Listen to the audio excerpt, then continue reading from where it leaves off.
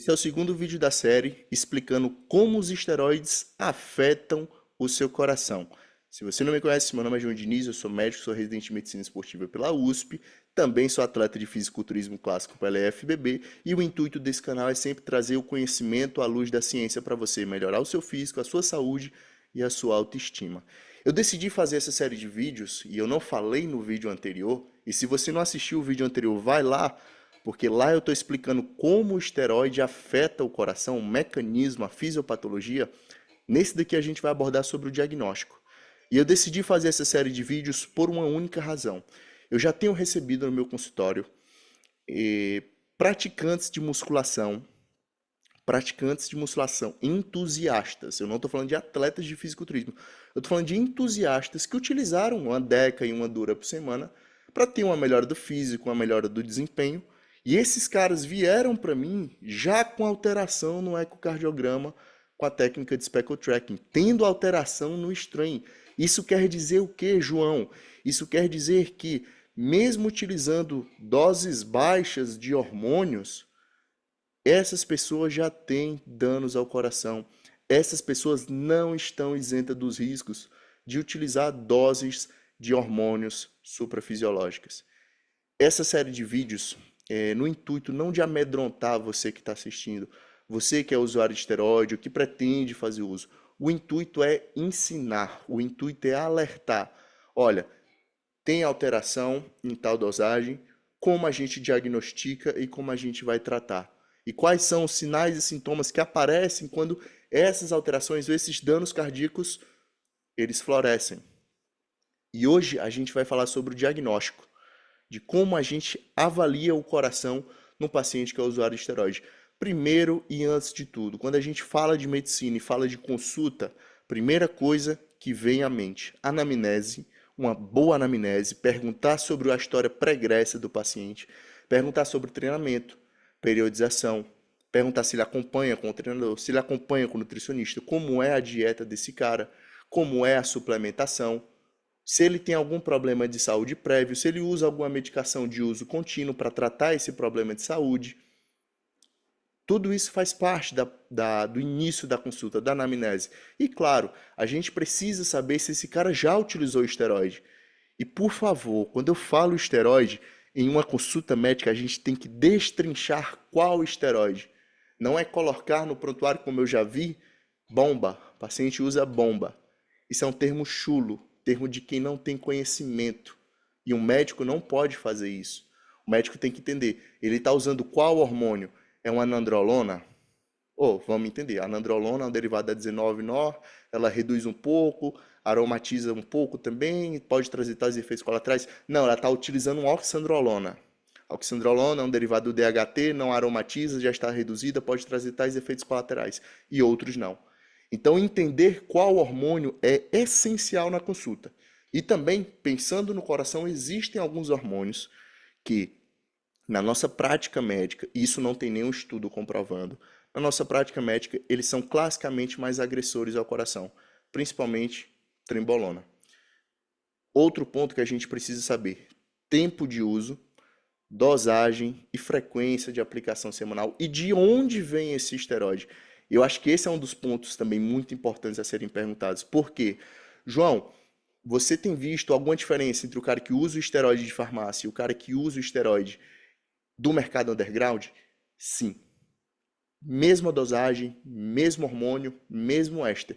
Se você utilizar do mercado paralelo e se você utilizar de farmácia, o cara que utilizou do mercado paralelo, eu estou vendo mais alterações no coração, mais alterações nos exames que eu peço, do que o cara que utiliza de farmácia.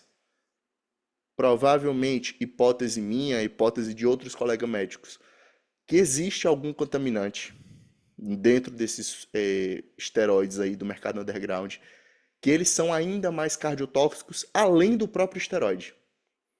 Pode ser também um efeito dosagem, então, por algum motivo no rótulo tem 250, 300 miligramas por ml, e o cara colocou, sei lá, 500, 600, ele não soube dosar.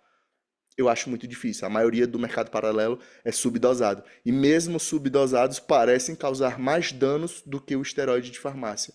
Então, vai trazer menos resultado com mais colaterais.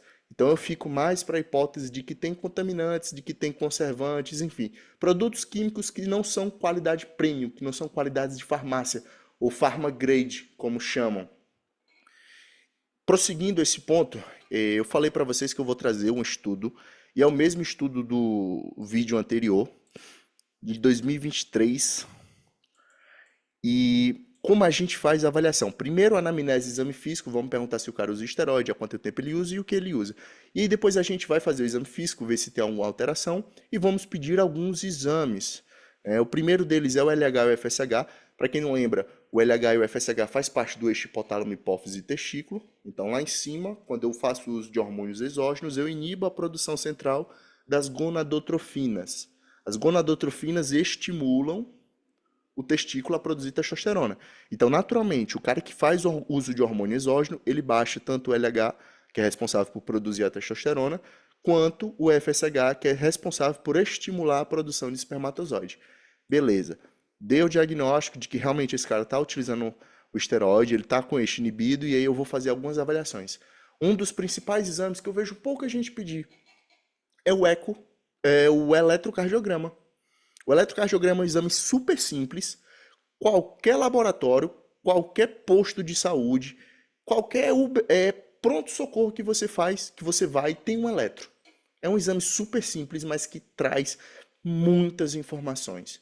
Então, num eletro simples, a gente pode ver padrões de arritmia, a gente pode ver padrões de sobrecarga ventricular, a gente pode ver alterações sugestivas de um cara que já tem uma cardiomiopatia hipertrófica prévia, que talvez utilizando o esteroide vai piorar, e durante o exercício intenso, esse cara pode evoluir para uma morte súbita.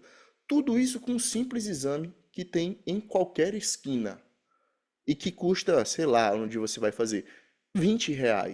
É um exame super barato e que dá muita informação. A gente tem um ecocardiograma com strain, que é feito com a técnica do speckle tracking, esforço miocárdico.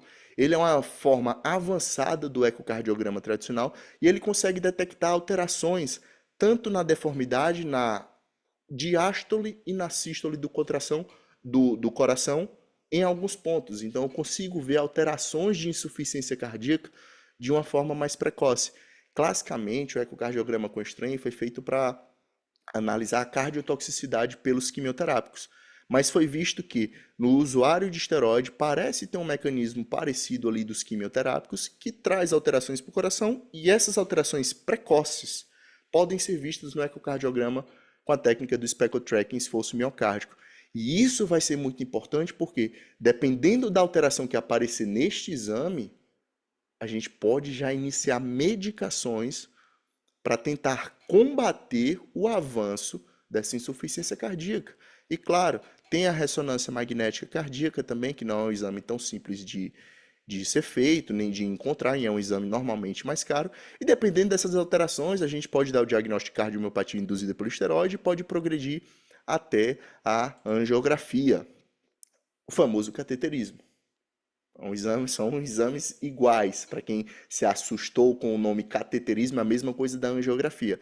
Então perceba, fazer essa avaliação, saber pedir esses exames e saber interpretar, isso é função do médico. Então, cara, se você faz uso de esteroide do mercado paralelo, você pretende competir, você faz uso de outros estimulantes, aqui eu estou falando só do esteroide. Mas se você faz uso, por exemplo, de GH também, GH afeta o coração. Faz uso de oimbina, faz uso de cafeína, efedrina, clenbuterol, afeta também o coração. Ah, eu faço uso de DMAA, afeta mais ainda o coração. E esse coração, ele não sustenta tanta agressão no longo prazo. E qual é o intuito de nós, médicos? É só assustar vocês, dizer para vocês pararem o uso, que é um absurdo vocês utilizarem hormônios em dosagens suprafisiológicas? Essa não é a minha conduta. A minha conduta é dizer que isso realmente afeta, não tem como passar a mão, dizer que dosagem suprafisiológica não vai trazer danos à saúde. O médico que faz isso, o coach que faz isso, o educador físico que fala isso, é um irresponsável e ele não tem noção do que ele está falando. Afeta e causa dano sim. A grande questão que eu faço é, olha, causa tal dano em tal lugar, é assim que a gente diagnostica e é assim que a gente trata. Ponto. A decisão de usar esteroide ou não, de manter o ciclo ou não, de competir ou não, vai ser do paciente. A minha função é, olha, começou a ter alteração, começou a ter problema, vamos entrar com tal medicação para tentar conter danos. Mas saiba que, se você não suspender o uso ou não diminuir as doses, dificilmente essa medicação vai combater 100% dos colaterais no coração. Porque lembra do vídeo anterior? Existem vias que são independentes do que a medicação faz. Então, por exemplo, o inibidor da enzima conversora de angiotensina. Ela vai inibir a principal mecanismo de lesão cardíaca por conta do esteroide, que é o sistema renina-angiotensina-aldosterona. Vai, beleza. Mas você lembra que o esteroide tem efeito direto no cardiomiócito? Esse efeito direto não tem o que a gente fazer. Ele vai lá e se liga na célula do coração e causa o dano, causa o influxo de cálcio, causa alteração na diástole, causa alteração na sístole. Você lembra que o esteroide, ele aumenta a expressão de RAS, dependente da EK1 e da mTOR? Isso também não tem como a gente inibir. E ele diminui a expressão de alfa-MHC, que é um gene responsável que estimula a contratilidade cardíaca. Isso também não tem medicamento que a gente faça para impedir essa agressão. Então existem algumas vias que a gente vai bloquear com medicamentos, mas existem outras, cara, que infelizmente a gente não consegue. E por a gente não conseguir, eu vou chegar na última conclusão e talvez a mais importante desse vídeo. Nenhum médico, nem eu, nem qualquer outro, consegue garantir 100% de segurança com o uso de esteroide em dosagem suprafisiológica. Nenhum. Pode usar a medicação que for.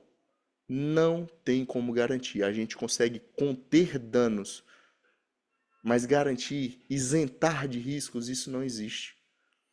Eu queria saber a tua opinião com relação ao que eu penso, a forma que eu trato. Existem médicos, cara, que se você falar que usa esteroide, você nem pisa no consultório dele. Você não passa nem pela porta. Vai ser uma discriminação que você nem entra lá. Ele não quer nem ouvir a sua história. Ele não vai te ajudar.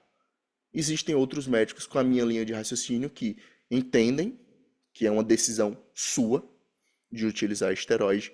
Você quer fazer uso, você sabe dos riscos, porque eu estou falando para você que tem os riscos, estou mostrando todas as vias que causam os danos ao coração e te digo, bom, você quer parar o uso?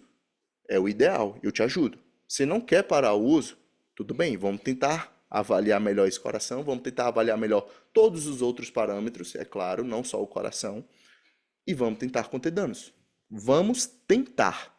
E à medida que for piorando, eu vou alertando e vou falar, olha, se não reduzir ou não retirar, isso vai progredir. É ser sincero, é ser justo e deixar também a decisão ser do paciente.